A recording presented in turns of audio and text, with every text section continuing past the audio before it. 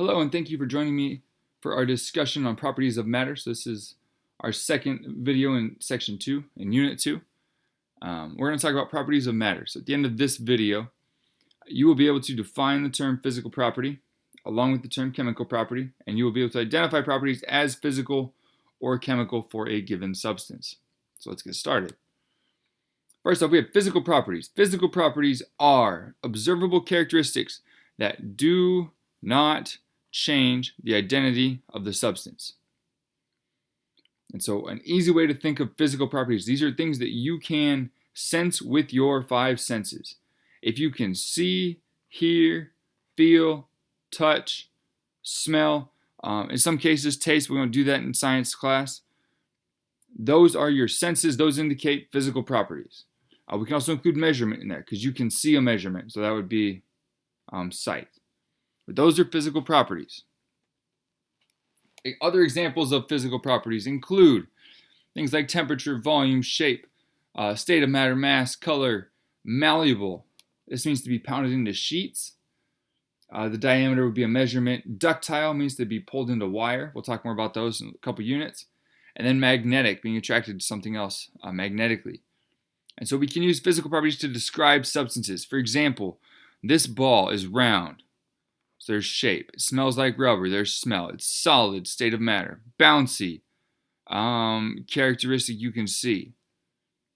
Okay, all those are properties we can use to describe this ball. Some other physical properties that we need to touch on are melting and boiling point. So the melting point of a substance, you guys kind of know what melting point means, right? So it's when something melts. So scientifically, that means it's the temperature and the pressure that cause a solid to become a liquid. So that's what melting is. Solid becomes a liquid. So temperature and pressure that cause a solid to become a liquid is melting point. That's the same thing as freezing point. It would just be the temperature and pressure at which a liquid becomes a solid. So same thing. Boiling point. So when something boils, we're again looking at temperature and pressure that cause a liquid to become a gas. So boiling goes from a liquid to a gas. Liquid to gas. Okay? So this is looking solid, solid, solid, some liquid, solid, more liquid, all liquid. So we hit the melting point. Boiling point is I have water here, and when I heat it up, that water is going to escape. It's going to boil. It's going to become a gas. Both of these, melting and boiling point, are constant for any pure substance that stays under the same amount of pressure. For example, the boiling point of water is 212 degrees Fahrenheit or 100 degrees Celsius. That's pure water. And that is at sea level. So the boiling point of pure water here in Nebraska is slightly less than that because we don't have the same pressure as they do at sea level.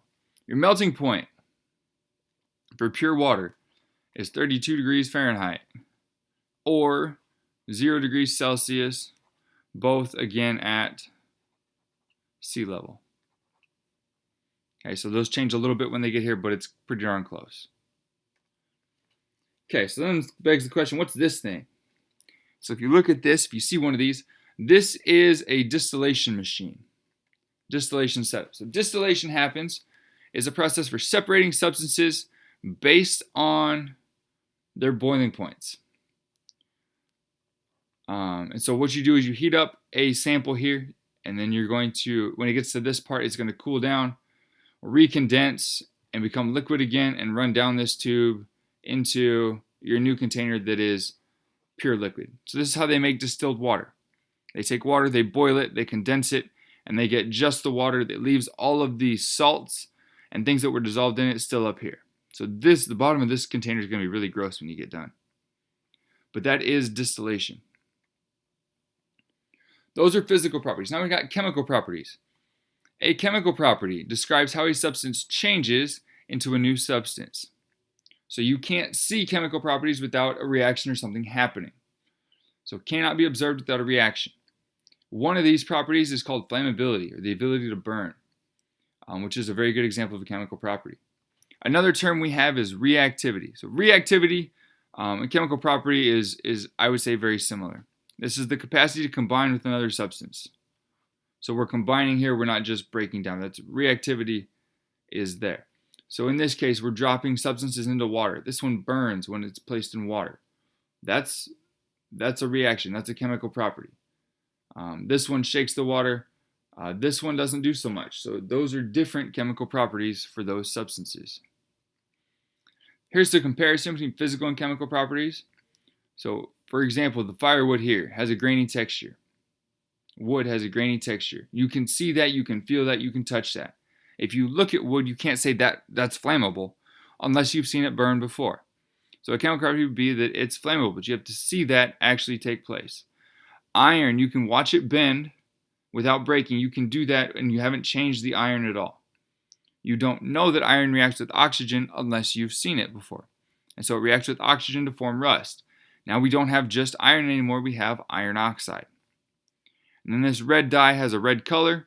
And if you wash it with bleach, you will notice that it reacts with bleach and loses the color, but you wouldn't know that without having done it already. Here are some review questions for you to try. Pause the video if you need to, but answer these. Let me know if you have questions on them. And thank you for following with me through this today. So define physical property and chemical property. Give me an example of each kind. Does distillation take advantage of a physical or chemical property in order to separate a mixture? And then is flammability chemical or physical property? Be sure you can answer those. I look forward to seeing you again when we return to class, and enjoy the rest of your day.